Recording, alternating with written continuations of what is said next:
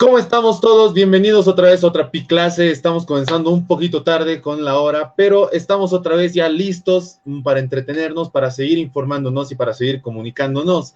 Hoy estamos con Martín Céspedes. ¿Cómo estás, Martín? ¿Cómo están, amigas y amigos de Pica?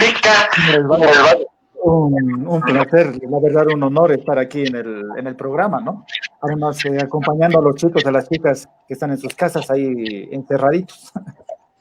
Para nosotros es todo un placer estar contigo. El tema de hoy día es bastante interesante y además, como estamos en este ámbito cultural, en esta temporada de la noche en museos, creo que lo hace mucho más interesante aún. Así que, Martín, ¿qué nos tienes que decir? El título de la clase dice Chismes de museos. ¿A qué nos referimos con esto? Bueno, es un chiste medio jocoso, pero sí, tiene parte de verdad y parte de mentira también, porque los chismes, ¿qué son? Los chismes son la información oficial, ¿no? La que van haciendo y la que va surgiendo por detrás, por detrás del telón, diríamos, o hay un pasillo. Y es algo que a mí, la verdad, me gusta mucho trabajar, ¿no? Porque la información oficial uno lo puede encontrar en el libro, ¿no? Sin embargo, también sabemos la historia oficial ha sido escrita por quiénes.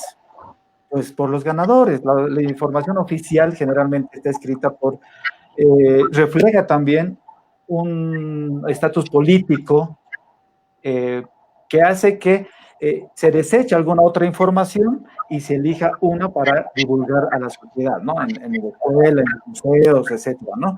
Entonces, a mí lo que me interesa mucho es caminar, indagar sobre ciertos objetos, procesos, personajes, hechos, que no necesariamente están reflejados en un textos oficiales, entre comillas, ¿no? Entonces, de eso se trata hoy día.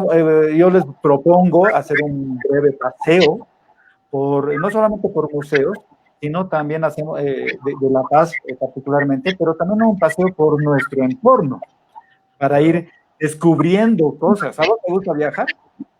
Sí, a mí me encanta viajar. Creo que justo como tú lo dices, es ese hecho, ese gustito de la curiosidad y de descubrir cosas, una experiencia más. ¿Y qué concepto tienes de un museo? Lo que yo tengo es un viaje al pasado, es un viaje quizá irme al pasado para conocer algo más de mi presente. Cuando tú has ido a los museos, ¿qué era? ¿Divertido? ¿Era prohibitivo? O sea, lleno de reglas. ¿Qué sucedía en un museo? ¿Uno se acuerda? Y, a ver, usted también trátense de responder los que nos están viendo. ¿Qué imagen tienen de un museo cuando van a visitar en grupo, con el colegio, con la familia? Exactamente, creo que se le vienen muchas imágenes a la gente. A mí se me viene el hecho, conceptos como historia, se me vienen conceptos como cultura, pero también se me viene un poco de eso, como tú dices, del ámbito restrictivo, ¿no es cierto? Quizá es más que todo una exposición en la que no tenemos una experiencia tan completa, ¿no? Exactamente, ¿no? Porque actualmente en realidad más bien se están redefiniendo los conceptos de museo. Yo me acuerdo cuando yo era más changuito, pues iba al museo y era, no, prohibido correr, prohibido hablar, prohibido sonreír, un poquito más y prohibido respirar, ¿no? Y esas prohibiciones hacen que la experiencia de museo, pues las prohibiciones sean superiores o se superpongan a las motivaciones, ¿no? Uno puede estar muy motivado en quedarse a ver un objeto y descubrir qué hay detrás de ese objeto, pero las restricciones del museo, que no saques foto, que ni te acerques, que no toques el vidrio, que no hable, entonces vuelve que sea una experiencia hasta pesada, ¿no? Hasta reflexiva, ¿no? Y es lo que vamos a tratar hoy día de romper eso, ¿no? Porque la idea de un museo es pues encontrarle lo divertido al museo, ¿no? Sin romper las reglas, o sea, no estar ahí tocando los objetos que se arruinen, ¿no? O sacándole foto con flash a una pintura colonial, ¿no? Eso obviamente no, porque eso destruye el objeto, ¿no? Lo daña, ¿no? Pero hay cosas que uno puede ir explorando. Entonces, para empezar esta breve ciberclase, digamos, este paseo por los museos, pues yo quisiera compartir primero el concepto de qué es patrimonio, qué se guarda en un museo, por qué los museos existen, ¿no? Exactamente, bueno, pues comenzamos la clase. ¿Qué es patrimonio? Pues a ver, ¿por qué los museos existen? Los museos guardan, conservan, ponen objetos. Hay dos tipos de patrimonio, ¿no? El patrimonio material y el patrimonio inmaterial, ¿no? ¿Qué es el patrimonio en general? Es pues esta puesta en valor de algo, ¿no? Que puede ser objeto, el patrimonio material, ¿no? Como una vasija, como un querub, como un traje, qué sé yo, ¿no? O una casa, un patrimonio. Y también es el otro patrimonio que es el inmaterial, el que no se puede tocar. Por ejemplo, la música, ¿no? Las músicas ancestrales, autóctonas, eso es un patrimonio inmaterial, porque podemos escuchar, pero no se puede tocar, ¿cierto? ¿Y quién define qué es patrimonio? Ahí está un detalle interesante, ¿no? Para muchos el patrimonio lo puede definir, por ejemplo, un sabiondo, o un arqueólogo, me refiero a, disculpen, los arqueólogos, los estudiosos, puede definirlo alguien en su escritorio y puede decir, esto es importante para el pueblo. Ya puede ser en base a estudios, en base a investigaciones, de acuerdo, pero en realidad el verdadero patrimonio debería definirse a partir de nosotras y nosotros, de la sociedad, ¿no? El poner en valor algo, ¿no? Por ejemplo, ¿no? Una silla, ¿no? La silla que estoy sentado, digamos. Eso es una silla. Pero si yo te dijera, en esta silla se sentó el libertador Simón Bolívar, cambia, Claro. ¿no es cierto? Cambia, ya no es una silla cualquiera, es una silla que tiene una historia. Porque Simón Bolívar llegó un día y me visitó a mis tatarabuelos y aquí le hicieron tomar un matecito de coca y no sé qué, ¿no? Cambia el objeto, cambia con la historia. ¿Y quién le pone en valor? Pues nosotros le damos ese valor, ¿no? Pero si no le ponemos valor a ese objeto, pues ese objeto termina siendo cualquier objeto, ¿no? Entonces, lo más importante del concepto de patrimonio parte, pienso yo, de la sociedad, ¿no? Pero la sociedad, ¿cómo le va a poner valor a algo si no está informada? ¿No? O sea, si no sabe qué ha pasado con ese objeto, con ese hecho cultural, con ese traje, con esa música, ¿no? Si no sabemos, para mí hay como un trigo, ¿no? Es un caminito. ¿Cómo voy a amar lo que no conozco y cómo voy a cuidar lo que no amo? Claro. Entonces es un caminito. Conozco algo, y porque lo conozco lo voy a amar, me va a llegar. No solamente desde el lado del conocimiento, sino también desde el lado emotivo. Y recién entonces lo voy a cuidar, ¿no? Es decir, por ejemplo, piensen en sus casas.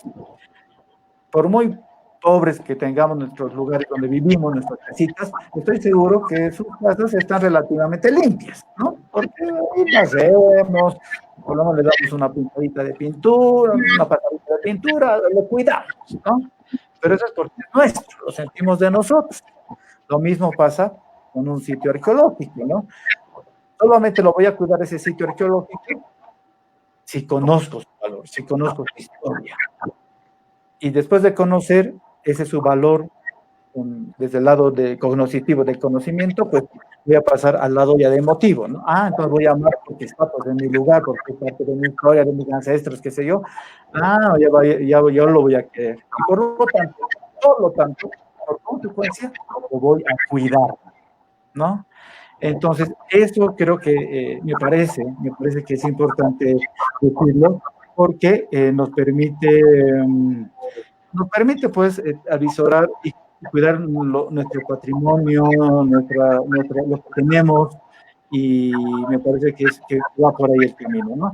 Ahora, empecemos con las historias. Por eso estoy aquí, además de que me encanta viajar y visitar museos, pues a mí lo que me encanta es contar historias. Claro, sí. Vamos a ir, bueno, después de este prólogo, después de esta introducción, para los que recién se están conectando a la PIClase, estamos hablando del patrimonio y según lo que yo he entendido, porque en este momento yo también soy un estudiante, es que también tiene que haber un sentido de identidad y de pertenencia a eso para poder cuidarlo y para poder darle un valor, ¿verdad? Totalmente, ¿no? Identidad, tú lo has dicho muy bien, tiene que haber un sentido de identidad y de pertenencia, pero ese sentido de pertenencia solamente se logra conociendo y luego queriendo, amando ese objeto, digamos así, ese objeto en el cual estamos centrados, ¿no? vamos con las cosas interesantes, ¿no? Aquí hay, las clases, pues. hay algo aquí interesante que a mí siempre me alucina y que siempre que es fuente, además de sabiduría y fuente de sorpresas, ¿no? El lago Titicaca. A mí me alucina el lago Titicaca. No sé si los chicos, las chicas que nos están viendo, ¿conocen ustedes el lago Titicaca? Si son de La Paz, seguramente sí. Si son de Bolivia, muy posiblemente sí, pero si son de otras partes, el lago Titicaca es un lugar que nos trae muchas sorpresas. En el lago Titicaca se ha descubierto en 1960, se ha descubierto una vasija, ¿no? Una fuente de piedra, ¿no? Una fuente de piedra que ahora les voy a compartir. Voy a compartir para que lo podamos ver. Excelente. Si me ubico en esto de la tecnología. Ya tengo abierto mi PowerPoint, pero no me sale mi pantallita. ¿Cómo se hace para compartir mi PowerPoint? ¿Cómo se hace para compartir? Tengo un PowerPoint. Quiero mostrar, aunque estaba ya Caterín compartiendo esa vasija, estamos viendo esa fuente de piedra. ¿Saben qué? Está en el Museo del Oro, o en el Museo de Metales Preciosos aquí en La Paz, aquí en la calle Jaén. Esa fuente, ¿sabes de dónde es? Esta fuente no es no lo sé. ¿De dónde es? Esta fuente no es Tiahuanacotta, no es Chiripa, no es de otras culturas más antes del lado andino. Esta fuente se fue descubierta en el lago Titicaca en 1960 por un pescador y es esta fuente de la cultura sumeria. Y ustedes dirán, ¿la cultura qué? La cultura sumeria se considera a la primera civilización en el mundo, ubicada ¿en dónde? En la Mesopotamia. ¿Dónde queda la Mesopotamia? Pues lo que es ahorita, lo que es Irak, Irán, digamos, norte de África, toda esa región. Y tiene allá adentro, donde ustedes ven, unas inscripciones, unas lenguas, ¿no? Entonces dice que esta cultura sumeria es la primera civilización del mundo, porque precisamente la primera en haber desarrollado la escritura y la matemática, ¿no? Ahora la pregunta es, ¿cómo llegó esta fuente aquí? Estamos hablando que esa fuente fue descubierta junto con monolitos, con vasijas, con cleros, con objetos precolombinos, ¿no? Hasta ahora eso es un misterio, ¿no? Porque no se sabe de cómo esta fuente magna se llama, llegó a orillas del lago Titicaca desde la Mesopotamia, ¿no? Desde Irak, desde Irán, ¿no? Esto estamos hablando de una cultura que tiene 3.500 años antes de Cristo, ¿no? 2.500 años de Cristo. Es más, también se ha descubierto que en varias chulpas o tumbas, por así decirlo,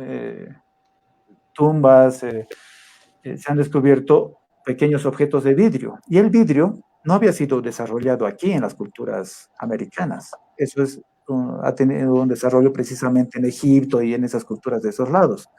Y allá, en algunas pirámides, en algunas tumbas igual faraónicas, se ha descubierto rastros de hojas de coca.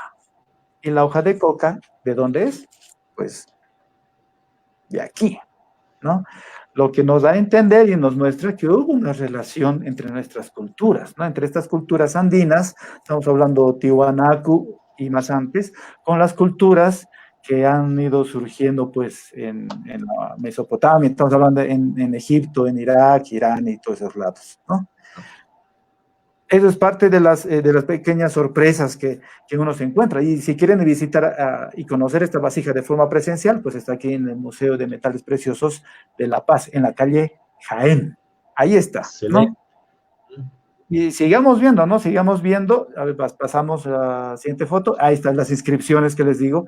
Y hay un investigador, el profesor Clyde Winders, que incluso afirma que en realidad esta vasija y esta escritura pertenece al lado proto-sahariano, esto es decir, del desierto del Sahara, ¿no? Norte de África, ¿no? La ubica ahí, ¿no? Dice que esta fuente, si bien es de la cultura sumeria, pero es justo de ahí, viene de esas culturas del desierto africano, del Sahara, ¿no? Y algunas de estas inscripciones además se replican en lo que es el Pumapunku, ahí en Tiwanaku, ¿no? Sigamos viendo. Ahí se dice, se afirma, yo estoy diciendo se dice, ¿no? Porque ahí los investigadores, los arqueólogos serán los expertos en afirmar, pero no hay nada cierto, siempre es la investigación así abierta. Eso hace, esta figura hace referencia a una deidad precisamente sumeria, ¿no? De la antigüedad. Sigamos. El lago Titicaca, les decía, a ver, cuando uno dice vamos al lago Titicaca, uno se le ocurre dos cosas. O vamos a Copacabana o vamos a dónde, a la Isla del Sol. Pero les cuento, chicos, chicas, que hay muchos más, decenas, centenas de lugares fascinantes en el lago Titicaca que tiene rastros arqueológicos que uno puede visitar y que guardan muchísima historia más allá de lo turístico, ¿no? Esta foto, por ejemplo, es un templete semisubterráneo muy parecido al que conocemos en Tiwanaku. El de Calasasaya, ¿no? Este pequeño templete subterráneo está en el pueblo de Chisi, camino a Copacabana. Es un pueblito, tú estás yendo a Copacabana y ahí antes de llegar, como a una media hora, 45 minutos antes de llegar, pues te bajas, hay que atravesar un cerro y bajas y es así un pueblito como perdido ahí a orillas del lago Titicaca, ¿no? Y ahí está ese templete, ¿no? La siguiente, podemos ver la otra. Una pregunta antes de pasar a la siguiente imagen. Estos templetes subterráneos, para los que no están muy familiarizados, ¿cuál era su objetivo? ¿Para qué funcionaban? ¿Por qué están ahí? Generalmente son rituales, ¿no? Ceremoniales, ¿no? Incluso hasta el día de hoy, los comunarios de Chisi hacen sus ceremonias ahí, ¿no? Ahí hacen sus mesas a la Pachamama, al sol, hacen sus codas, sus huachtas, que dicen, ¿no? Hacen las ofrendas hasta el día de hoy, ¿no? Son más bien lugares que ya están catalogados y vigilados por la propia comunidad, ¿no? La comunidad tiene una relación muy cercana con esos sitios, ¿no? Bueno. Y uno puede visitar con todo el respeto del mundo, llega y pide la autorización, el permiso y visita tranquilamente, ¿no? Es de acceso libre, obviamente como el respeto que se merece. Exactamente, ¿no? Y así estrategia para que ustedes, si van a visitar estos lugares que no son muy conocidos, que no son turísticos, pues llévense siempre una bolsita de hojas de coca, de coquita, para invitar pues a los comunarios, para relacionarse, ¿no? Con las señoras, con los señores. Esa es la estrategia, esa es como una estrategia, pero también es una relación de hermandad, ¿no? De intercambio también, esa es la idea. Sigamos pasando, porfa. Esa es parte de Chisi. Vemos la siguiente también. Y vamos a ver, aquí hay una cosa interesante. Yo amo ese monolito. Ese pueblo, y seguramente algunos de los que nos están viendo están reconociendo, es la iglesia de Santiago de Huata, que queda igual alrededor del lago Titicaca. Este monolito, que un comunal llama monolito marca, es bien bonito, ¿no? Es medio piramidal, usted lo ve, ¿no? En la cabecita. En los cuatro lados se anota perfectamente las figuras, digamos, la iconografía, ¿no? En un lado, pero parece una persona barbada, un hombre barbado, con barba, y de ese otro lado, pareciera que esta persona está embarazada. ¿Qué pasa con este monolito? ¿Cuál es la historia? Dicen que este monolito es de un pueblo que se llama, a ver, ahorita voy a, Chiampata. Dice que este monolito antes se transformaba en una mujer y era pata y perro, como diría mi mamá, pata y perro, o sea, andaba por aquí, por allá, el monolito, así, se transformaba en mujer en las noches, así, y andaba por aquí, por allá en Champata. ¿Y qué es lo que hacía? Pues engatusaba a los comunarios. En serio, los engatusaba, los seducía, y los comunarios terminaban yéndose con ella. Dicen que luego las mujeres de la comunidad de Chiampata se reunieron, pues, y le dijeron, no, esto no puede ser, que esta mujer está andando por aquí, por allá, y se está llevando a nuestros maridos, no puede ser, no. Así que ahora vamos a hacer algo. Y decidieron hacer algo radical. Decidieron cortarle los pies. Y luego trasladaron al monolito hasta la plaza de Santiago de Huata y ahora se encuentra ahí. Y si vemos la siguiente foto, vamos a ver al monolito o a la monolita, y ahí a 2 metros vemos sus pies cortados. Desde entonces, este monolito nunca, jamás ha vuelto a caminar por ningún lado y obviamente tampoco ha vuelto a engatusar a nadie. Más o menos, ¿hace cuántos años, según la historia, caminaba? Uy, estamos hablando, pues, ¿no? Estamos hablando antes de Cristo, por si acaso, o sea, años, o sea, se pierden. Los comunarios mismos no tienen una referencia. Tú preguntas a uno y te va a decir. Antes de Cristo ya te das la idea. Claro, ven, ellos ya, bueno, ahora entrando al plano más arqueológico, si esto ya pertenece a la cultura, si no me equivoco, Chiripa, y que es anterior a Tiwanaku, por si acaso. Pero estamos hablando de hace ya muchos años, y cuando alguna vez quisimos hablar con los comunarios de Santiago de Huata, las señoras, las más viejitas sobre todo, no querían decirnos nada, nos decían, ¡shh! ¡Silencio! Es mala suerte, es negativo hablar de ella, no hay que hablar. Nadie te quería hablar porque, ni siquiera mencionar su historia, ¿no? Porque tiene una carga fuerte, ¿no? Este monolito, sin embargo, ahora, últimamente, está relacionado también, por lo que estoy viendo en esta recuperación de las fiestas del solsticio de verano, es decir, de diciembre, con la fiesta de las sillas y las hispallas. ¿Qué es esto? Ustedes me dirán. Son estas fiestas originales de las alacitas, nuestras alacitas originales. Todos amamos nuestras alacitas, ¿no? Las alacitas, para la gente que nos ve de afuera, porque me han contactado y me han dicho, quiero ver desde otros países. Entonces, la fiesta de las alacitas aquí es la fiesta de la miniatura, ¿no? Entonces, cada 24 de enero, nosotros aquí en La Paz amamos salir y comprarnos lo que queremos obtener en el año, pero en miniatura. Por ejemplo, hay quien quiere tener un celular, pues te compras un celular en miniatura. ¿Tú qué te has comprado este año? Yo me he comprado, como siempre, más títulos universitarios. Creo que a la mayoría de la gente lo que les gusta y lo que está más de moda, por ejemplo, es el gallito, por ejemplo, ¿no es cierto? La gallina, conseguir pareja. Para regalar la pareja. Eso es, ¿no? La pareja con sus huevitos se quiere guavas, ¿no? Yo me compro maletita siempre para viajar. Este año creo no me va a funcionar. Y el título, claro, y otros la visa, y otros el pasaje, o la platita, todo en miniatura. Pues, ¿qué sucede? Esta fiesta de las citas no era siempre así. Antes, hace muchos años, antes que lleguen los españoles, por supuesto, en nuestros pueblos originarios andinos, lo que se hacía era con barro, ¿no? Se hacían figuritas de barro, de tuyamita, de la papita, del maíz, qué sé yo, ¿no? Y eso representaba que haya buena cosecha, que haya fertilidad y fecundidad en los animales, fertilidad de la tierra, y que la pasemos bien, pues, ¿no? Claro. Es el origen. Entonces, se menciona que este monolito tiene que ver con esta fiesta, ¿no? Pasamos a la siguiente porque vamos a seguir relacionando, porque tiene que ver con el agua, ¿no? Y esta isla, ¿la conoces? No la conozco. No, ella es la isla. Ya.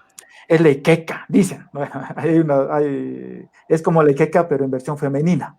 Todos conocemos a la Iqueca. Ahora, esta es la Iqueca, pero no es su esposa, es la Iqueca en versión femenina. Y esta isla tiene también una historia súper interesante. Esta isla, ¿saben dónde está? Está expuesta para el público en el Museo de Arqueología. Esto es en el Museo de Tiwanaku de La Paz, ¿ya? ¿Qué pasó con esta isla? Resulta que hace 2 siglos, en 1858, había venido un explorador suizo que se llamaba Johann Jakob von Schütte. Este explorador había venido y había ido a Tiwanaku. Y ahí estaban, pues, dicen los comunarios, adorando, venerando a esta deidad, a la isla. Y él había averiguado, qué linda, y por si acaso, ella es chiquitita, debe medir así, como 15, 20 centímetros, ¿ya? Es así, pequeñita. La imagen que tenemos ahora es la original. No, esa es otra. Ahorita te voy a mostrar la original la anterior, digamos, ¿no? ¿Y qué pasó con este suizo, este arqueólogo suizo? Los emborrachó, porque él quería comprarles. Les quería comprar a su dios, O sea, a su deidad les quería comprar, a su deidad, a ella, les quería comprar. Y como no aceptaron, obviamente, los habitantes de Tiwanaku, los emborrachó con chicha. Y dice que aprovechando la borrachera, pues el embajador se lo robó y se lo llevó a Suiza. Y recién hace unos años, gracias a las gestiones del gobierno, en el 2014 se recuperó, fue vendido a un museo privado y todo un show, y el gobierno de Suiza hizo las gestiones también con el nuestro, y se recuperó esta isla y regresó a Bolivia. Y hasta el día de hoy, esta isla sale en procesión, una réplica por supuesto, sale en procesión el 24 de enero, ¿no? El día de la fiesta de las Alacitas, ¿no? Claro. Y es muy energéticamente también es muy fuerte, muy poderosa, ¿no? Y está relacionado con lo que anterior les decía, ¿no? Con los monolitos de Santiago de Guata, con las sillas, con las hispalias, ¿no? Con esa idea del Lequeco, de que es anterior. Y la pueden visitar en el museo de arqueología es ese que está frente al Coliseo del Don Bosco, el que tiene esa casa grandota que tiene así como estructura tehuanacota de piedra. Ese es el Museo de Arqueología y ahí está expuesta la isla, ¿no? Aquí, mientras seguimos en el momento de hablar de los monolitos, hablar de estos símbolos, de toda esta arqueología tan arcaica en nuestros tiempos, pero que podamos de una vez traerlas a un ámbito contemporáneo. Yo tengo una pregunta. Dime. ¿Qué opinas? Y estoy seguro que la respuesta va a ser muy interesante. ¿Qué opinas del monolito que estaba en Miraflores y por qué lo devolvieron a Tiwanaku? Uy, el monolito Bennett, ese monolito tiene su historia, pues, ese es el monolito Bennett. Bueno, Bennett porque el arqueólogo que, entre comillas, lo descubrió era el arqueólogo Bennett, ¿no? Monolito Pachamama, dicen que es su nombre original, ¿no? ¿Qué pasa con este monolito? Pues este monolito que estaba en el estadio, lo trajeron en el siglo pasado, en 1930, 40, aquí a La Paz. El primer lugar donde lo colocaron fue en lo que es ahora el Prado, que antes se llamaba la Alameda, ¿no? Solo Alameda. Sí. Ahí estaba. Y después recién lo movieron a la Plaza del Estadio. Dicen que este monolito lloraba, pues, y hay mucha gente que afirma, ¿no? Que lloraba cuando iba a ocurrir una tragedia aquí en la ciudad. Dicen que la última vez que este monolito lloró fue justo antes de la gran granizada del 2002, de febrero del 2002. Esta granizada que inundó todo y que mató cerca de 70 personas, aquí en el centro de la ciudad de La Paz, aquí en La Paz. Todo lo que llueve, todo lo que graniza en un año, granizó en una hora. 19 de febrero, si no me equivoco, fue una tragedia terrible. Y dicen los vecinos que días antes habían visto llorar a este monolito. Este monolito, y era porque precisamente se lo había sacado de su lugar de origen, ¿no? Que es Tiwanaku. Pocos años después, al monolito se hizo toda una inversión, y costó muchísima plata, para devolver al monolito Bennett a Tiwanaku. Y el día de hoy, este monolito, el original, está en el Museo de Tiwanaku, en su pueblo original, ¿no? Y aquí en la Plaza del Estadio está pues una réplica igualita, muy bella, pero réplica al fin, ¿no? Claro, yo creo que Bennett en realidad es tiene una imagen muy importante para los jóvenes ahora, porque no solo es el monolito que veíamos todo el rato los jóvenes, que quizá no teníamos la oportunidad de irnos a estos museos, irnos un poco más allá de la ciudad de La Paz, etcétera, sino de que también determinaba la forma misma de cómo era un monolito en nuestro imaginario.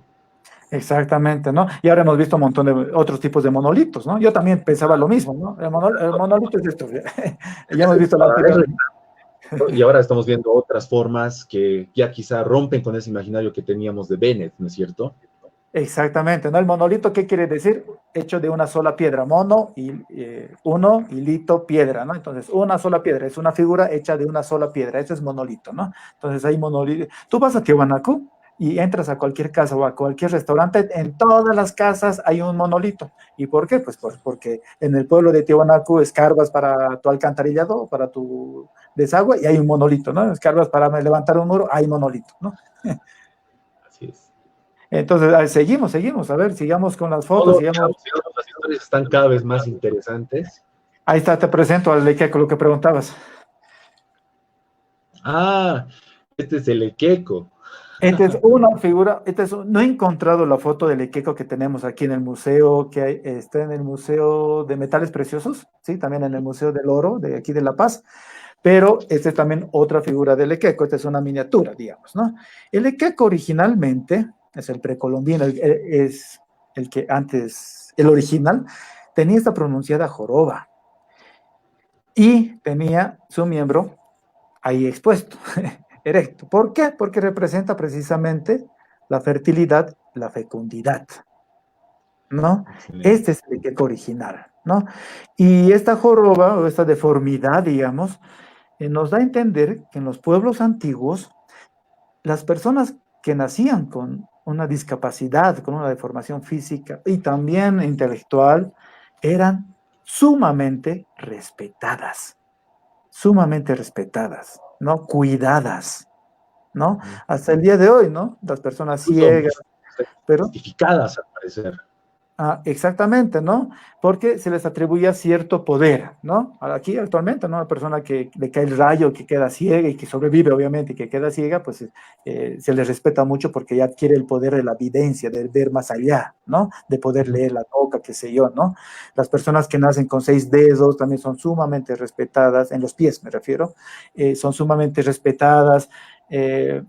Entonces, el tema de la discapacidad en los pueblos originarios nuestros y también en el Centroamérica, estas personas eran sumamente respetadas y consideradas dentro de la sociedad, ¿no? Sigamos. Excelente.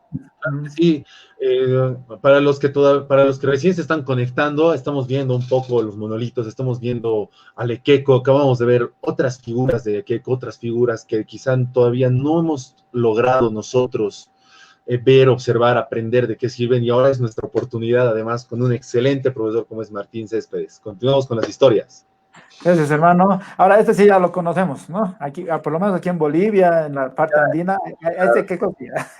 Y, Es el Martín, ¿por qué se generó ese cambio en la imagen del Ekeko con el tiempo? ¿Cómo va la transformación? ¿Por qué llega el Ekeko que conocemos ahora a comparación del antiguo? Eso es lo que les quiero contar, pues es interesante, Excelente. tiene que ver mucho con la historia también, ¿no? Es lo que se afirma, ¿no? Se dice que, bueno, en 1781 ocurrió un cerco, bueno, en realidad son dos, pero el cerco a La Paz, comandado, y Sí. estoy seguro que todas y todos ustedes han escuchado hablar del líder indígena Tupac Katari, Bartolina Sisa, Gregoria Pasa, ¿no? Pues Exactamente. estos líderes indígenas rodearon la ciudad de La Paz, que estaba habitada por españoles y por criollos, rodearon la ciudad de La Paz. La Paz es una ciudad muy fácil de cercar, ¿no? Sí. Y más en esa época, ¿no? Recordemos que en la época colonial, 1781, La Paz, pues, a ver, el límite, la frontera de La Paz era lo que es ahorita la Plaza Río Siño, que en esa época se llamaba Caja de Agua, porque en lugar de plaza, en esa época lo que había era como un estanque de agua, de donde se distribuía el agua para toda la ciudad. Ya. Y además, ahí en esa plaza de Río estaba la horca, donde se ajusticiaba a los delincuentes comunes, a los asesinos, a los ladrones, ¿no? Ahí se los ajusticiaba. Ese era el límite. Por el otro lado, por el lado del sur, La Paz llegaba a lo que es ahorita la calle Bueno, digamos el Monje Campero, Ya. ¿no? Ese era el límite, porque debajo de esa calle, la calle Bueno, hay un río, y ese era lo que marcaba el límite de la ciudad, ¿no? En esa época. Entonces La Paz era pues así, era una cosita, ¿no? Chiquitita. Estamos hablando entre el Abueno y la Y Rioseño, ¿no es cierto? el El río Rioseño que Fino, está ¿no? más arriba de y como siempre sabemos, el centro, me imagino que era la plaza Murillo, en esa estructura de damero que tenían en esas épocas. Exactamente, que no es el original, porque La Paz fue fundada en lo que es ahorita la Alonso de Mendoza, de la Pérez a una cuadra, y de ahí, como no podía darle la estructura damera, o sea, el cuadriculado, porque era el terreno medio irregular, recién trasladaron el centro de la Excelente. ciudad a la Plaza Murillo, ¿no? Esa es otra historia que sale de las historias, ¿no? Exactamente. Y otro datito más, y nomás para que sepan que este tema de la discriminación y el racismo se nos viene ya desde antes, ¿no? La Paz estaba debajo de lo que es ahorita el Prado, la Avenida Montes, pasa pues el río Choqueyapo, ¿verdad? Ese río Choqueyapo era la frontera entre la ciudad de los españoles, es decir, todo lo que es la Plaza Murillo y alrededor, y la ciudad de los indios. ¿Cuál era la ciudad de los indios o los barrios de los indios? Es pues lo que ahorita conocemos como la avenida Mary, Leguino, lo que es incluso San Pedro, lo que ahorita donde yo estoy en Santa Bárbara, Miraflores, eso ya estaba fuera del límite de la ciudad colonial y eran considerados barrios de indios. Entonces los indígenas no podían comprar un terreno en la ciudad colonial, ¿no? Sí podían entrar para vender, para hacer comercio, para hacer servidumbre, pero no podían vivir allí, ¿no? Incluso los indígenas tenían sus propias iglesias, ¿no? La iglesia de San Pedro era una iglesia de indios, la iglesia que está en el Alonso de Mendoza, y hay otras iglesias, como San Juan de Dios, lo que es la Santo Domingo, el Carmen, la Merced, no sé, era para los españoles. Bueno, la cosa es que en 1781 ocurrió este cerco a La Paz, eh, que fueron en realidad 2 cercos que duraron entre los dos como 9 meses, y pues obviamente, imagínense, a ver, si ahorita, acuérdense nomás, el año pasado, cuando hubo los conflictos sociales, políticos acá, que estuvimos mucho tiempo, eh, una especie de cerco de bloqueos y empezaron a encarecerse los productos. Y eso fue pero un mes. Imagínense 9 meses vivir en esa situación. Claro, el cerco fue brutal, el de Tupac Katari fue tremendo, fue traumático. Exactamente, entonces no había, dice que ya no había perros, dice que ya no había gatos, dice que no había burros. ¿Por qué? Porque la gente tenía que comer. Dicen que llegaron tanto a tener hambre que empezaron a comerse las petacas de cuero, sus cinturones, ¿no? Así es. La cosa es que, dicho sea de paso, a mí me encanta sacar otra historia de la historia, precisamente por esta hambre, en este cerco es que nació el plato paceño. Porque en esa época, todas las casas de esa época no eran pequeñas, eran solares, ya eran grandes, como un cuarto de cuadra, digamos, ¿no? Y era costumbre que cada casa tuviera su huerto, pues, ¿no? Y cultivaran ahí sus papas. ¿Qué cultivar? Lo que tiene el plato paceño. ¿Qué tenía? Choclo, papa. ¿Qué más? Árbol de queso. No, mentira, el queso no. El queso venía de los indígenas que lograban escabullirse y vender a altos precios, ¿no? Tenía habas. Es lo que tiene el plato paceño. Es un plato vegetariano. Originalmente es vegetariano, por si acaso, chicos. Recién, después es muy moderno, de unos 20 años, que se les ha puesto la carne, el asado, que es lo que comemos en las salacitas. Pero originalmente el plato paceño tiene choclo, tiene la papa, tiene las habas y el quesito, ¿no? Ahí nació el plato paceño, en ese cerco. Bueno, la cosa es que dicen que hay una leyenda, no es una leyenda más que una historia, que había una muchacha indígena que había sido traída del lago y que había sido separada de su novio, y su novio estaba en el ejército de Tupac Katari, precisamente, ¿no? Y ella, Paulina, había sido empleada del, lo que ahora llamaríamos el alcalde, el intendente, el corregidor de La Paz. La cosa es que su novio, Isidoro, le había regalado a la Paulina una hilla, el Aikeque, pero el original, con su miembro erecto, con su joroba, pero la Paulina decía, pucha, si me descubren con esto, me van a decir bruja, ¿no? Además, recordemos que en esa época el tema de la brujería y de la represión religiosa era muy fuerte, ¿no? Entonces, no, por favor, no merece esto, o sea, yo creo mucho en nuestro Aikeco, pero no merece esto. Entonces al Isidoro, a su novio, se le ocurrió hacer otra figura. Bueno, te lo voy a transformar para que no te diga nada. Y le dijo, ya, te lo voy a hacer con una figurita de este muñequito. Vas a decir que es un juguete. Y le hizo con la figura precisamente de su patrón, que era un señor regordete, cachetoncito, coloradito, típico español, así, con su bigotito. Y le hizo esa figura. Y entonces, de ahí nace pues el Equeco, porque después cuando ella ya salió a la luz con esa figura, porque salvó a la patrona de morir de inanición, y ella atribuyó al Equeco, a esta figura españolizada, como el salvador, como si hubiera sido el proveedor de los alimentos, ¿no? Claro. Entonces, desde el año siguiente, 1782, ya cuando los españoles recuperaron el control de la ciudad, instauraron la fiesta de las Salacitas en homenaje al Equeco, como una especie de agradecimiento, digamos, por haberles mantenido con vida, digamos, ¿no? Y de ahí, desde entonces, este Equeco que conocemos, pues está con nosotros. Es una historia, creo, una de las historias más interesantes, teniendo en cuenta de que las salacitas mismas es parte de la cultura de todos los paseños. Y para los que están aquí conectados y los que recién se acaban de conectar, acabamos de entender cómo fue esta mutación, este cambio de la figura original del Equeco por otra en la que surge en el cerco a la paz, y en el que existe también ese cambio de miedo que existía por parte de esta chica, de que la crean una bruja, ¿verdad? Exactamente, ¿no? Y este tema de las brujas, ya que tocas el tema de las brujas, pucha, es que hay mil cosas para hablar. Por ejemplo, Sí, aquí, pues. el año pasado tuve la oportunidad de estar en la biblioteca de la UNSA y ahí han estado los manuscritos originales del primer juicio a una bruja en La Paz, ¿no? Que no era una bruja, o sea, hablemos, a ver, pensemos, en esa época era en realidad una yatiri, una curandera, ¿no? Una mauta, pero como Los españoles la consideraron bruja. la consideraron bruja porque la descubrieron ahí con su feto de llama, con sus hojas de coca, con sus envueltos y le hicieron un juicio, ¿no?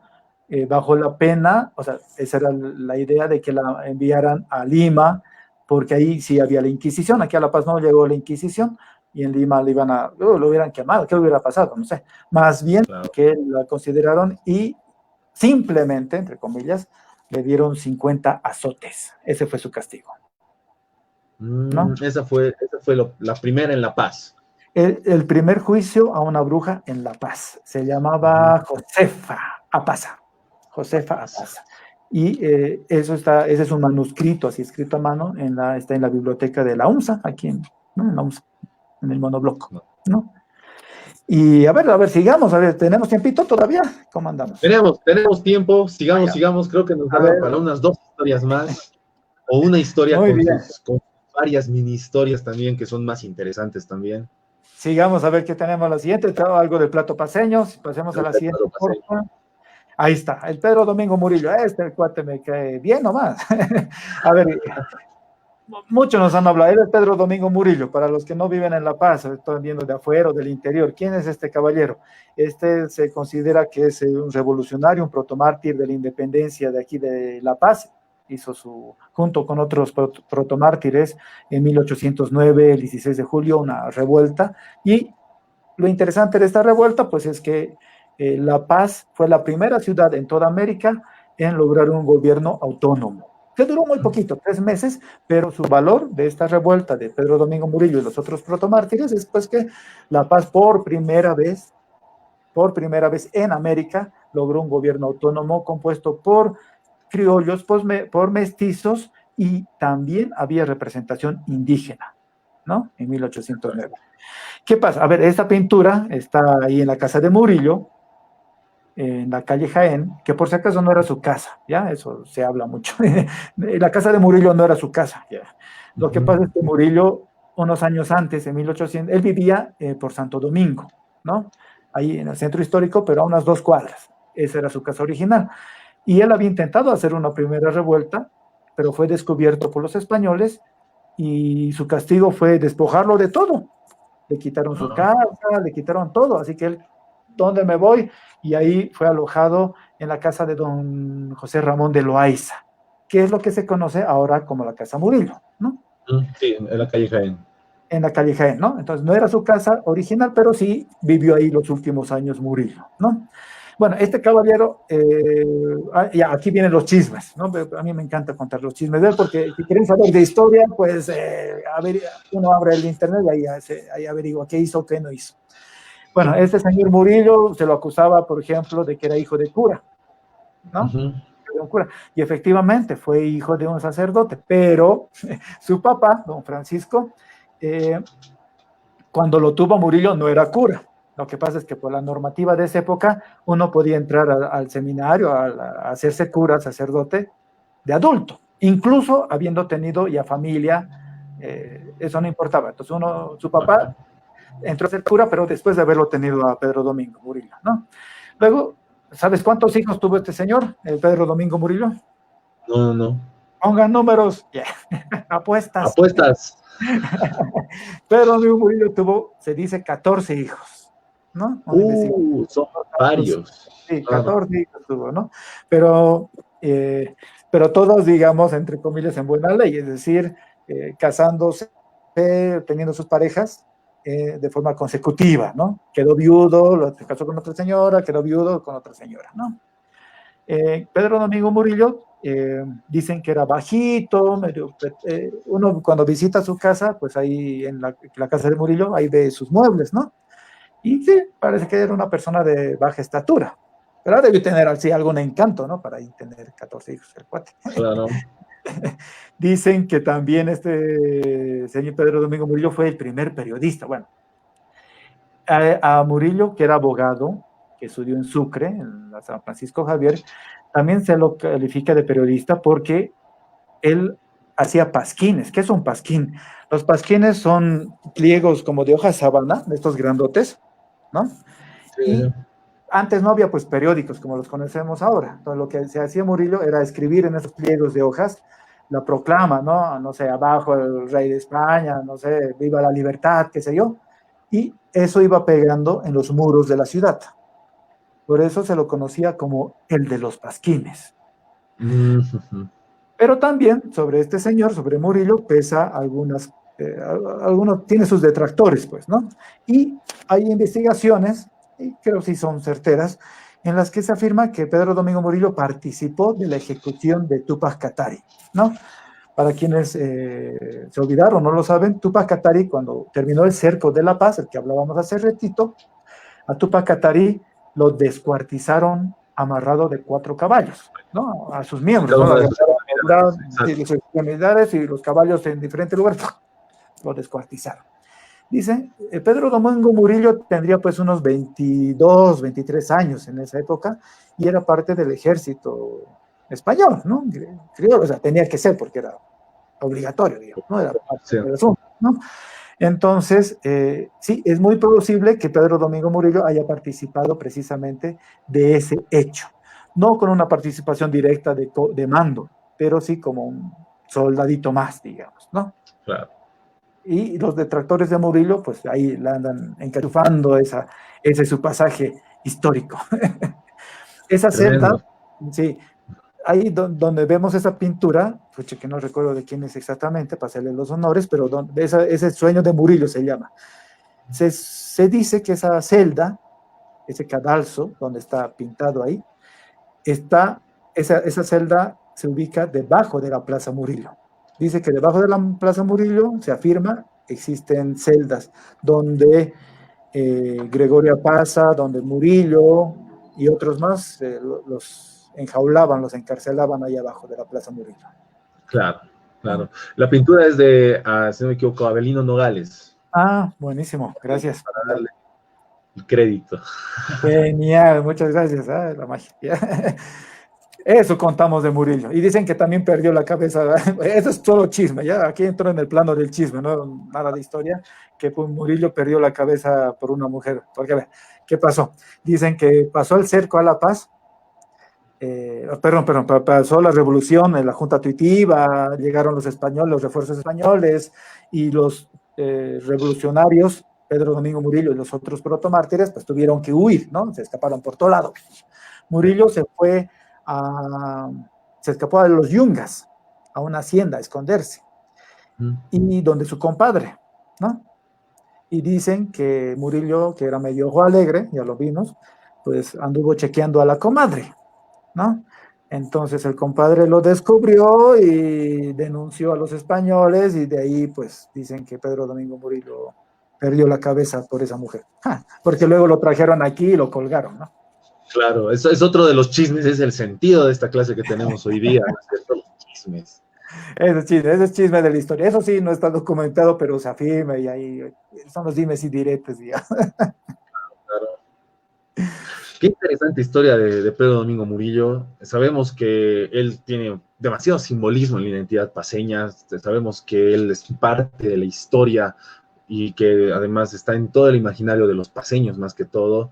Y bueno, yo creo que conocer esto, la mayoría de las personas que son de La Paz y que nos están viendo ya están aprendiendo algo más, un poquito más de él, aunque sea chisme, ¿no es cierto? Después de todo, la historia con lo que es un poco muy arcaica, cada vez se hace un poco más extensa la edad que nos separa de los hechos, ya no sabemos tampoco qué puede considerarse tan cierto y el chisme ahí siempre está, ¿verdad? Y la historia siempre hay que dudar, ¿no? La historia oficial, yo siempre digo eso, ¿no? Si tienen ustedes un libro oficial, muy bien, léanlo, pero siempre, siempre hay que comparar con otras versiones, siempre hay que comparar con otras fuentes, porque ya Exactamente. sabemos que la historia ha sido direccionada, la oficial, ¿no? Entonces hay que comparar, verificar. Sí, es como ahora, con las redes sociales, te llega un meme, te llega una noticia a tu WhatsApp, al Face, al Ajá. Instagram. ¿Y qué haces? No te la puedes tragar, no la puedes compartir porque sí, tienes que verificar eso porque es muy probable que te estén mamando, es muy probable que te estén engañando con esa información, ¿no? Lo Así es. mismo acá, Es exactamente. esa parte, eso de la historia oficial es lo que tú dices al principio, de que la historia la hacen los vencedores, ¿no es cierto? Pero puede haber muchos cambios ahí de que el vencedor desee ir a su conveniencia, ¿verdad? Exactamente, ¿no? Exactamente. Sigamos con los chismes de Murillo. A ver, no sé si tú has escuchado esta versión de que la estatua de Pedro Domingo Murillo era la que está en la Plaza Murillo. No era de él, sino de un torero. ¿Tú has escuchado Pero sí, eso? esa es una de las historias más famosas, ¿no es cierto? Pues sí, a ver, aquí está la verdad. Esto ya no es chisme, sí, ya está, esto es verdad. Eh, Esa estatua de la Plaza Murillo sí es de Pedro Domingo Murillo, pero ¿qué pasó? ¿Dónde surgió el chisme? Resulta que cuando se le estaba trayendo, estamos hablando de la celebración del centenario de Bolivia, 1925. O sea, para esa época se había mandado a hacer la estatua a Italia, de Murillo, y no solo de Murillo, sino de todas las figuras que hay debajo, y de las Claro. musas que están alrededor, esas de mármol, y las figuras en bronce de Murillo y las figuras alegóricas que hay abajo. Estaban llegando por barco, obviamente, y hubo un naufragio en el puerto chileno, si no me equivoco, de Quique. El barco se hundió, se cayeron los contenedores, las cosas al mar, y entonces empezaron a rescatar, y rescataron la mayoría, pero no todas las figuras. Pero rescataron esos leones, esas figuras alegóricas que hay ahí, pero se perdieron algunas cuantas, ¿no? Ahí empezó el chisme de que reemplazaron por emergencia con un torero, no sé, cualquier cosa. Pero sí está comprobado que la estatua de la Plaza Murillo sí es de Murillo, solo que por el naufragio que hubo al trasladar esos monumentos, pues se perdieron varias de las figuras alegóricas que tendrían que haber estado expuestas el día de hoy. Es tremenda, es una anécdota muy interesante, pero bueno, vale aclarar la situación, es Murillo.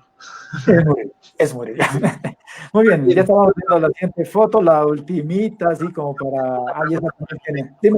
antes de que se nos vaya el tiempo igual, ¿cuál fue tu chisme, el primer chisme quizá, o el más interesante, el que más te impactó a ti en la Ay, no, historia, de la es, historia? es que, no sé, che, estos de Murillo. No, no, mira, a mí si hay algo que me fascina es ver estas otras historias que no nos enseñan en el colegio, que no nos enseñan en la universidad, ¿no? Yo soy cuentacuentos, en realidad soy narrador oral de historias. Y lo que a mí me gusta personalmente es descubrir estas otras historias, ¿no? En los viajes he tenido la oportunidad de descubrir cosas que yo digo, ¿por qué no me han enseñado esto en colegio? Por ejemplo, ¿no? Claro, He ido a Paraguay, a Asunción, y había habido una guerra que yo digo que es una de las más crueles en toda la historia de la humanidad. Bueno, todas las guerras son crueles, la pero guerra de Paraguay. la guerra de la Triple Alianza, a mí nunca me la han nombrado en colegio, ¿no? Que es Es una la guerra. más brutal, yo creo, igual.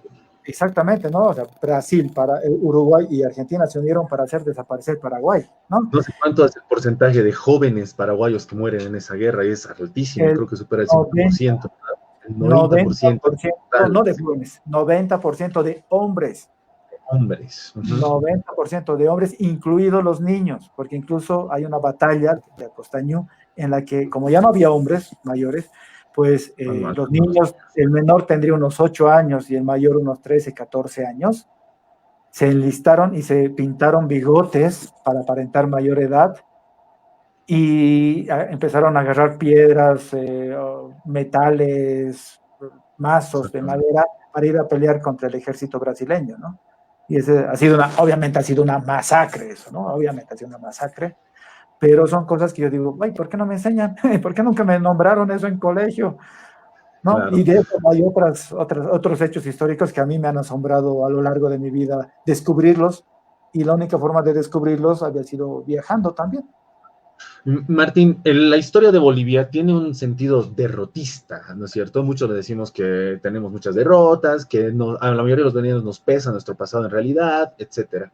¿Cómo a partir de estos chismes, si existe también algún chisme o si existe alguna anécdota histórica que quizá no se sabe mucho, podemos subsanar quizá o revalorizar nuestra historia boliviana en alguna derrota? Por ejemplo, si no me equivoco, hay varias batallas que hemos ganado, escaramuzas que hemos ganado en la Guerra del Chaco, cosas así. Es informándonos, es conociendo, ¿no? Yo pienso que no se trata tampoco de indagar solo las derrotas para insuflarnos la autoestima, no, tampoco, sino es el averiguando el por qué ha sucedido eso, ¿no? ¿Cuáles eran ¿Por las qué condiciones? exactamente, ¿no? ¿Por qué hemos perdido el mar? El mar no lo hemos perdido por farrucos, porque en carnaval, esa es una versión, esa es una versión derrotista. No Esa hemos sería perdido el mar. la historia, ¿no es cierto? Exacto, y sería fácil eso, no. El mar lo hemos perdido, pues porque como Estado boliviano, como sociedad boliviana, no le tirábamos bola al litoral. Entonces, la gente que vivía, que era boliviano en esa época, a orillas del mar, en el litoral, pues no, pues lógicamente se agarraba más de Chile, que es la más cercano. Nosotros como Estado no teníamos una presencia fuerte en el litoral y obviamente fue fácil la invasión. Lo mismo, de esa misma forma creo que hemos perdido, considero, el Acre en el norte, en el Amazonas, con No tenemos Brasil. soberanía, ¿verdad? No ejercíamos soberanía, ¿no? Entonces, eso es así. Entonces, más que buscar victorias o derrotas, es entender por qué han ido sucediendo para no repetir esa misma historia. Lo que pasa es que, y ahora seguimos tropezando, porque no conocemos, seguimos tropezando con la misma piedra y seguimos cometiendo los mismos errores porque seguimos creyendo que la frontera no es de nadie, ¿no? Que ahí viven parias, que viven ahí gente o es un sector que no merece nuestra atención como Estado, y por eso pues perdemos soberanía, ¿no? Exactamente. Para todos los que están viendo, para todos los que nos están observando, los que están anotando cosas y los temas tan interesantes que tenemos hoy día con Martín, sepan que es eso. En realidad, la historia es siempre tener, como dice Martín, como bien nos enseñó el profesor de esta clase, no tener el sentido derrotista, sino ver que todo tiene una condición social, económica, política, y que siempre es mejor analizar todo en esa forma, en su manera más general, más abstracta y particular, que en realidad irnos a que hemos perdido el Pacífico por borrachos, ¿no? No, claro, exactamente. Hay que sacarnos esas mitificaciones, ¿no? Esas reducciones, además, ¿no? Sí. Y Martín, Dime, hermano. ¿qué objetos interesantes tú puedes ahorita aconsejar que vayan a ver después de la cuarentena, obviamente, a los jóvenes? ¿Qué curiosas cosas pueden ir a observar en algún museo, en otro? Bueno, todo lo que yo he hablado es real y está aquí en La Paz, así que vayan a ver esos cuadros de Murillo, esa fuente magna sumeria, vayan a ver los equecos originales, vayan a ver la India, por supuesto. Veamos, la siguiente fotito la ponen, es el cuadro de la Virgen de Remedios, que también tiene una historia. Vayan a ver esa Virgen, ese cuadro está en el Museo de la Casa de Murillo, ¿no? Es referencial, en realidad los voy a serles honestos. Ninguna página de la alcaldía ha encontrado el cuadro que está ahí, sino este es una referencial. Pero es la Virgen de Remedios. ¿Qué sucede con este cuadro? Tiene su milagro, ¿no? Dicen que hace muchos años había pues un señor que se llamaba Cañizares, que era así, le gustaba apostar y tomarse sus copetines, y andaba bajando por la calle de las Harinas. La calle de las Harinas es la calle actual que hoy conocemos como la calle Sagárnaga o calle de las Brujas. Se llamaba de las Harinas porque ahí había un tambo donde se distribuía y se vendía harina. Entonces estaba bajando Cañizares, después de haber jugado y apostado a altas horas de la noche, bajaba cuando ve un promontorio de escombros de basura y en medio de ese promontorio ve un cuadro así envuelto. Saca las piedras y descubre que era el cuadro de la Virgen de Remedios. Y el otro, que era muy creyente, es: mamita, yo te voy a proteger, ¿cómo te quieren botar aquí? ¿Cómo que te querían deshacerse de vos? Te voy a poner en el mejor lugar de mi casa. Y va a su casa, se deshace de todos los cuadros, todos los adornos y coloca en lugar privilegiado a la Virgen y le empieza a encender velas, le da rosas y le dice, ahora mamita, yo te he salvado. ¿Quién te ha salvado? Yo. Ahora, esta noche voy a ir a jugar cacho, pues, dados voy a ir a jugar. Me vas a hacer ganar, ¿no ve? Hazme ganar. Y así, y esa noche va a jugar cacho, ¿no? ¿Y qué creen que pasa? Pues gana. Entonces le compra pues, así docenas de rosas, docenas de flores, y luego, mamita, mañana voy a ir a jugar truco. Pues me vas a hacer ganar, ya, por favor, truco, voy a estas cartas, voy a jugar, ya. Y al día siguiente, ¿qué pasa? Gana. Y así iba ganando y él le compraba más velas hasta que un día, pues tanto era su vicio por las apuestas que apuesta a su casa. Y le dice, mamita, me vas a hacer ganar, por favor, porque si gano, te voy a construir en mi nuevo casa, en mi nuevo terreno, te voy a construir una capilla solo para vos. ¡Ah! Y esa noche, ¿qué es lo que sucede? Pierde. Y entonces, lleno de furia, de rencor, de rabia, Cañizares va a su casa, saca un cuchillo, una daga que tenía por defensa propia, le increpa a la Virgen que por su culpa había perdido todo y le hace un tajo en la cara. Y cuando estaba a punto de atentar contra el niño Jesús, a quien también acusaba de su desgracia, dicen que la Virgen sacó del cuadro su mano para proteger a su hijo y el tajo y la daga le hirió. Al ver este portento, este milagro, Cañizares se desmayó y al día siguiente, cuando se despertó, vio el cuadro de la Virgen con las dos cicatrices, uno en el rostro y otro en la mano.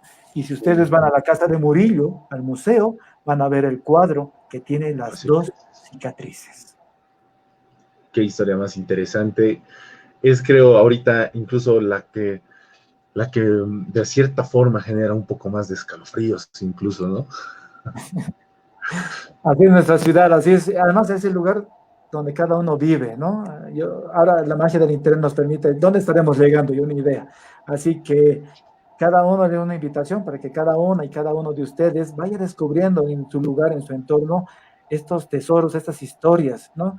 Que ese árbol deje de ser un simple árbol, ¿no? Que sea un árbol que tenga su historia, que esa casa ya no es solo una casa, debe tener su historia, algo debe pasar ahí en tu barrio, ¿no? Seguro que algo pasa en tu barrio. Y existen cosas documentadas, es tema de interés, de gusto, de que investiguen los jóvenes ahora. Tú nos has dado muchas buenas pautas por las que podemos comenzar a iniciar, muchas nuevas curiosidades, y estoy seguro que hay demasiadas, son interminables. En general ahora hemos hablado mucho de La Paz, hemos hablado mucho de esta zona del altiplano, quizá en algún momento podamos hablar de las zonas de Oriente, de toda Bolivia después, pero bueno, el tiempo siempre es corto. Y para este tema de los mitos es mucho más corto, sobre todo. Muchas gracias, Martín. Ha sido, creo, una clase que a mí me ha gustado demasiado. Me encantan estas curiosidades. ¿Y dónde te podemos encontrar para la gente que está más interesada en algún momento que quiera hacer alguna entrevista o que les enseñes algo? Gracias, José, pues, y gracias a todas las amigas y amigos de Pica. En el Facebook estoy como Tincho Céspedes, y solamente me tienen que escribir un mensajito, ¿no? Hola, oye, te he visto en Pica y eso, nada más, ¿no? Y luego, aquí en la Cueva de Cuentacuentos, ¿no? Es un espacio cultural que está aquí en la ciudad de La Paz. La Cueva de Cuentacuentos, estamos en Miraflores, a una cuadra del estadio, de Seduca La Vueltita, y pues yo vivo aquí, así que cualquier cosa nos pueden contactar, nos pueden ubicar para que podamos conversar, compartir material, porque este es un material que sale de muchos libros, de mucho caminar, mucho ver y escuchar a otros expertos, a historiadores de verdad, y entonces de eso se trata, ¿no? De compartir el material, ¿no? Exacto. ¿Qué actividades tienes como cuentacuentos para los que nos están viendo?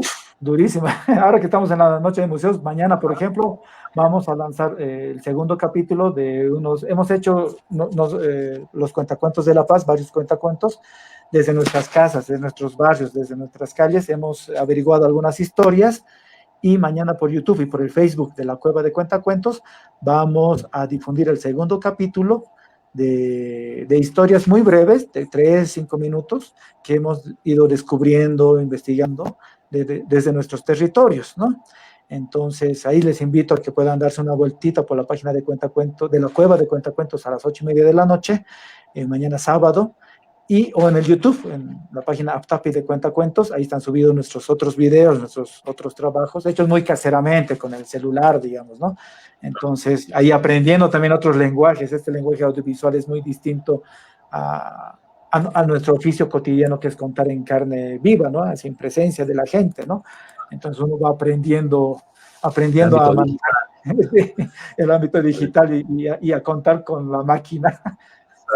Bueno, chicos, conéctense mañana, ya saben, a la Cueva de Cuentacuentos en Facebook. Están en actividades por la noche de museos. Otra vez, muchas gracias a Tincho Céspedes por esta clase tan interesante que nos ha dado al equipo de Pica y a todos nuestros espectadores.